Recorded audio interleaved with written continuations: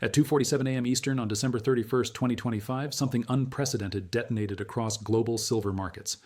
COMEX March futures gapped 11% in 40 seconds, jumping from $72.10 to $80.05, while Shanghai physical silver printed at $88.40, an 8.35 premium that shouldn't exist.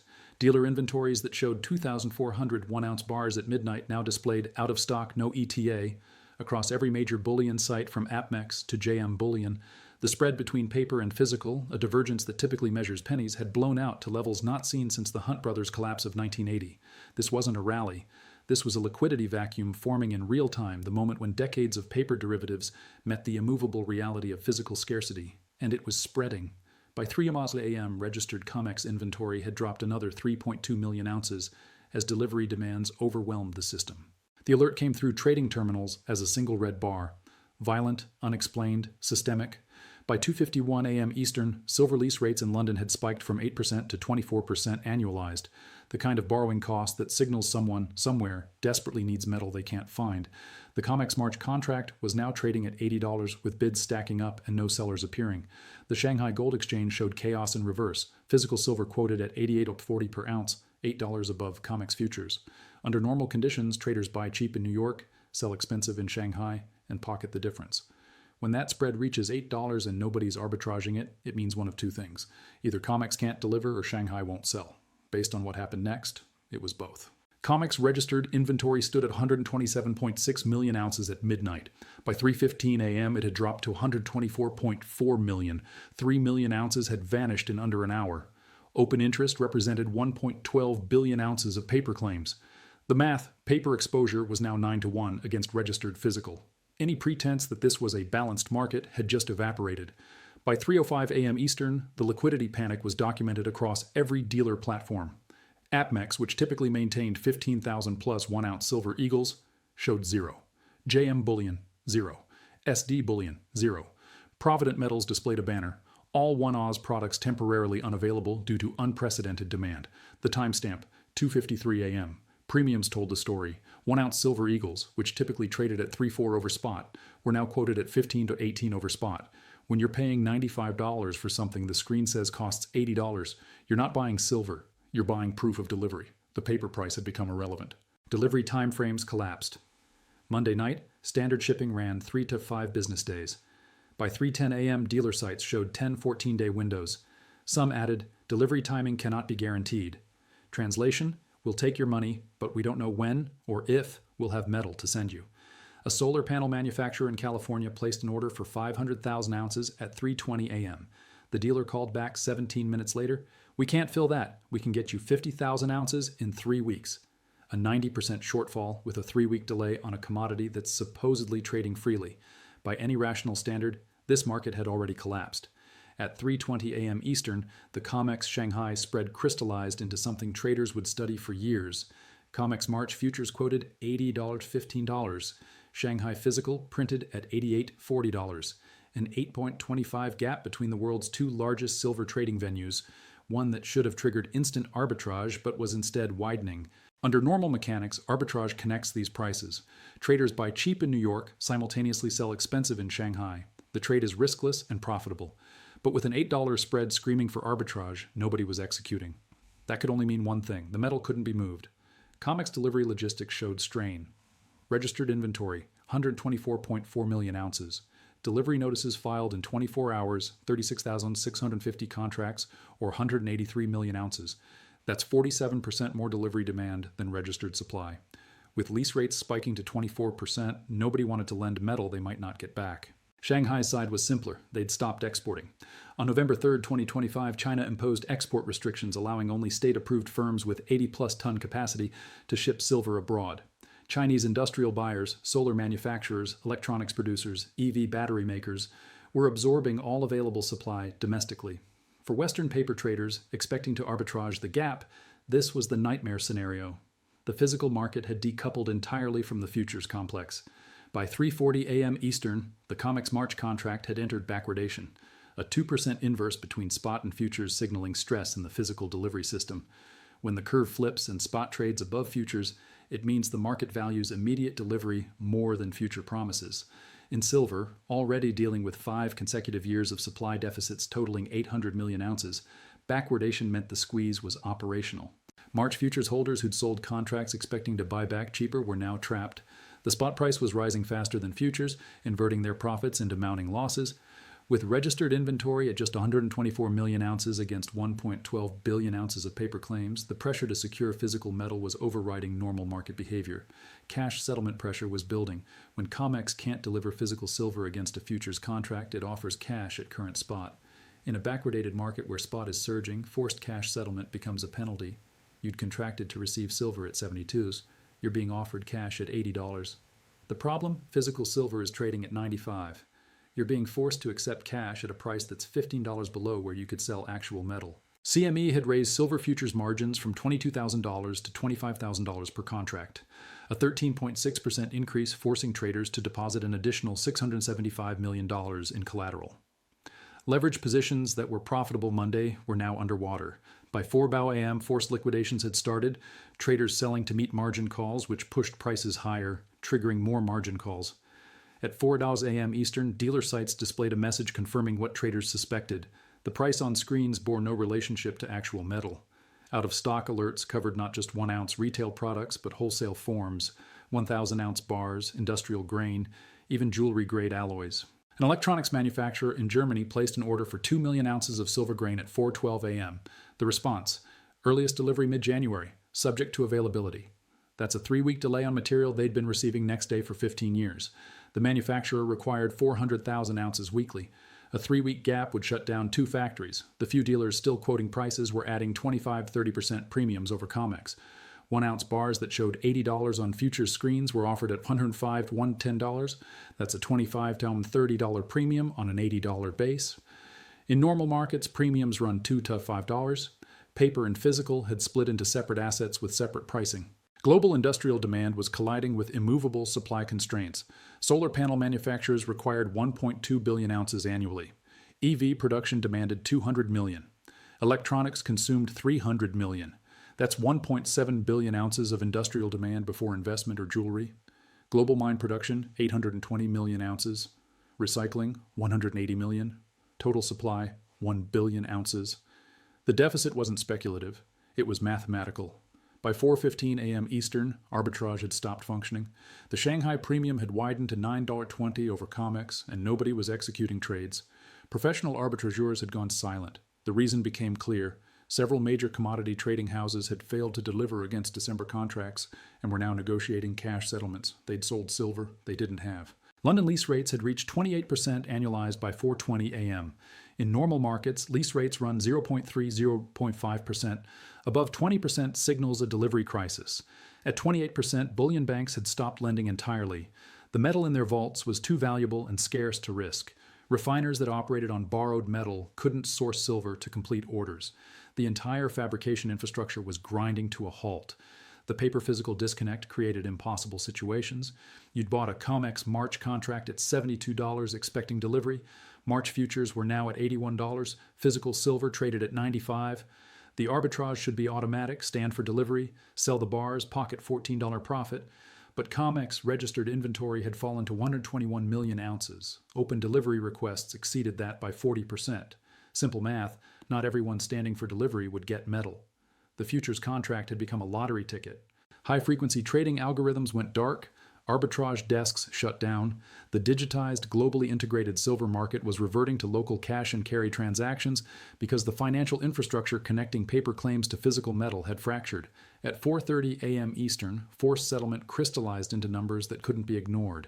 COMEX March futures, $81.40. Physical silver on dealer sites, $97.102. That's a $16 to $21 spread. For traders who'd bought futures expecting physical delivery, the math was brutal. You'd purchased a contract for the right to receive silver at $72. The exchange was offering cash at $81.40. Actual silver bars were changing hands at $98. The systemic risk extended beyond precious metals. JP Morgan, HSBC, Deutsche Bank, Scotiabank, and UBS, the 5 banks most exposed to silver shorts, were collectively losing approximately $179 million per dollar increase in silver's price. Silver had moved $9 in 2 hours. That's $1.61 billion in mark-to-market losses before accounting for forced covering.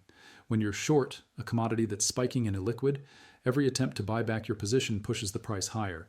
The delivery calendar made everything worse. January typically saw 5,000, 10,000 contracts settled. This January showed 36,650 delivery notices already filed. That's 7 times normal demand, hitting a system where registered inventory had fallen to 121 million ounces. If even 20% of open interest demanded delivery, COMEX would default. The exchange would either force cash settlements against contracts purchased for physical delivery or fail to settle entirely. Both were now possible within 72 hours. By 4:45 a.m. Eastern, geopolitical pressures that had been building suddenly mattered. China's November 3rd export restrictions weren't just policy, they were economic warfare. On December 28th, Russia announced it would prioritize domestic silver supply for its military-industrial complex and suspend exports indefinitely. 2 of the world's largest silver-producing regions had removed their supply from global markets within 60 days. The strategic calculus was transparent. Silver's industrial applications, solar panels, semiconductors, electric vehicles, military electronics, made it a dual-use commodity with national security implications. The U.S. had designated silver a critical mineral in March 2025. China's response was to lock down domestic supply and force Western manufacturers to compete for dwindling inventories at premium prices. A U.S. defense contractor required 50,000 ounces monthly for radar components and missile guidance systems. Their supplier called at 4:52 a.m. "We can't source the silver. Earliest delivery is March, maybe."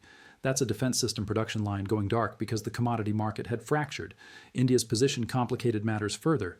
Indian silver imports typically run 5,000, 7,000 tons annually. In October 2025, India had placed a 1,000-ton order that froze the London market. They were now 2,000 tons behind and expected to request emergency shipments before year-end. But with London vaults down 40% and China restricting exports, where would that metal come from? The geopolitical squeeze operated in parallel with the financial squeeze, amplifying each other. Rising prices made silver more strategic, which encouraged hoarding, which reduced supply, which pushed prices higher. At 5:00 a.m. Eastern, dealer networks confirmed the physical squeeze had moved from imminent to operational. Premiums on physical silver broke $22 over spot, with delivery delays extending to 14 to 16 days. On Monday, premiums were $3 and delivery was 3 to 5 days. In 72 hours, premiums had increased 7x and delivery windows had tripled. Total 1-ounce Silver Eagle inventory across the top 10 U.S. dealers, 847 units as of 5:15 a.m. Not 847,000, 847 individual coins across 10 national dealers servicing 2 million retail customers. Monday average, 127,000 coins. The drawdown was 99.3%. Dealers that remained online had switched to pre-sale models. Take orders now, deliver when metal arrives, no guaranteed timeline. The premium structure had inverted. Larger bars, which normally carried lower premiums due to lower fabrication costs, now commanded higher premiums than small coins. A 1,000-ounce COMEX bar quoted at $94 per ounce. A 1-ounce retail round quoted at $91. The market was paying a premium for deliverable size and form. London dealers reported waiting lists for 1,000-ounce bars extending into February. German refiners were prioritizing industrial contracts over investment demand.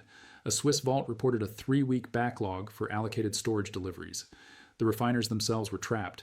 They operated on leased silver, borrowing metal from bullion banks, fabricating it, selling products, then repaying borrowed silver. With lease rates at 28% and bullion banks no longer lending, refiners had lost access to working capital. Several major European mints had suspended production of all but their highest margin products. Every link that failed made the squeeze tighter. At 5:15 a.m. Eastern, COMEX inventory reports printed numbers that made the endgame clear. Total registered silver, 118.7 million ounces, down from 127.6 million at midnight, a 7% decline in 5 hours. Open delivery request for January, 41,200 contracts, or 206 million ounces. The gap, 87.3 million ounces, or 42% of delivery demand that could not be satisfied with registered stocks. The eligible to registered conversion process was breaking down. Converting required the metal owner to re-warrant bars, pay storage fees, and accept delivery obligations. In current conditions, with physical premiums at $22 and lease rates at 28%, keeping silver in eligible status was far more profitable than warranting it into registered. Every rational incentive pushed against conversion. Without conversion, COMEX couldn't meet delivery demands. The spread was expanding, not converging. March futures, 82.10. Shanghai Physical, 91.50, Gap 9.40. Dealer Physical in the U.S., 98.103. You could own paper silver at $82 or physical silver at $100, but they were no longer the same asset. Total COMEX silver open interest, 224,267 contracts, 1.12 billion ounces. Registered inventory, 118.7 million ounces. The ratio, 9.4 to 1 paper claims per ounce of deliverable metal. With backwardation incentivizing physical delivery, an unprecedented percentage of open interest was standing for delivery, and there wasn't enough metal. January delivery period started in 72 hours. COMEX had 3 days to source 87 million ounces of silver and allocate it to delivery queues. Given that global mine production ran 2.2 million ounces per day, there was no physical pathway to close the gap. The mathematics were unforgiving. At 5:30 a.m. Eastern, silver ETFs provided the clearest window into retail panic. SLV, the largest silver ETF, showed its share price tracking COMEX futures at $82.15. Physical silver bid-ask spreads $97.102. The gap, $15.20. ETF holders were realizing they owned a financial instrument that tracked paper futures, not physical metal. The structural flaw in silver ETFs was now obvious. These funds held physical silver in allocated form, theoretically backed 1-to-1. But redemption mechanisms required minimum unit sizes, typically 50,000 shares or about 50,000 ounces. Retail investors couldn't redeem, they could only sell shares on the secondary market, and the market was pricing in redemption failure risk. ETF shares were trading at a 7 to 12% discount to physical spot. PSLV, which held physical in segregated allocated form, was trading at a 4% premium to net asset value, proof that investors trusted its backing. UTI Silver, which had surged 130% during 2025, was now down 8% in pre-market trading as holders dumped shares. The cash settlement cascade was hitting retail investors who'd bought silver through futures or ETFs without understanding they owned derivatives, not metal. When COMEX announced forced cash settlement, retail futures traders would receive $82 for positions worth $98 in physical. That's a 16% haircut enforced by the exchange with no legal recourse. The advice in trading forums was shifting. Sell paper, buy physical. ETFs aren't silver, they're silver exposure. If you can't hold it, you don't own it. When paper and physical diverge by 20% and you're holding paper, you've learned an expensive lesson about counterparty risk. That lesson was being taught to millions of retail investors simultaneously. At 6:00 a.m. Eastern, global supply reports confirmed production couldn't solve this. The Silver Institute had slashed 2026 production estimates by 10%, citing declining ore grades, aging mines, and lack of new discoveries. Global mine production in 2025, 820 million ounces. Projected 2026, 738 million ounces. Industrial demand alone, 1.2 billion ounces annually. The deficit was accelerating. The structural constraint was immovable. Silver mining was 75% byproduct of copper, zinc, and lead production. Silver could double to $160 per ounce and it wouldn't spur meaningful new production because silver wasn't the primary revenue driver for the mines producing it. Price signals couldn't fix the shortage. The timeline to new supply was equally unforgiving. From discovery to production, a silver mine required 8 to 12 years. Even if silver prices incentivized aggressive exploration today, new ounces wouldn't reach the market until 2033, 2037. The current squeeze was happening in 2025-2026. Recycling recovered 180 million ounces annually, mostly from industrial scrap. That number had been flat for years.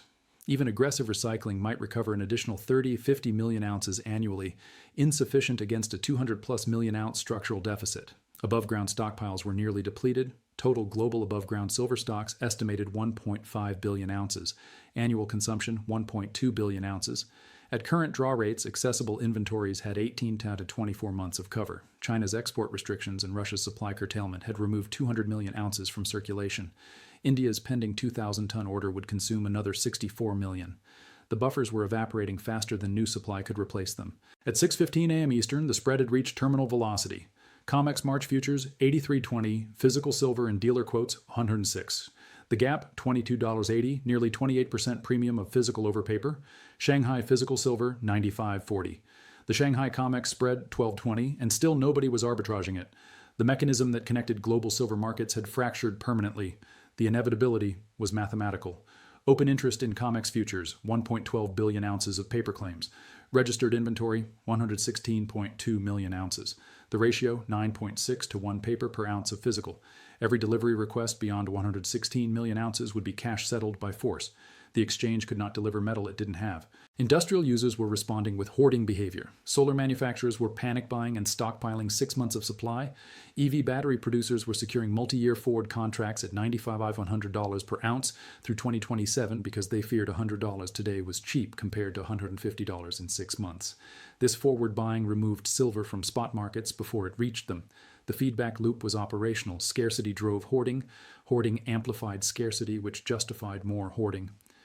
Lease rates at 30% signaled that nobody with physical silver would lend it. Backwardation deepening to 3.2% proved the market valued immediate possession over future delivery. The price explosion was no longer speculative, it was structural and inevitable.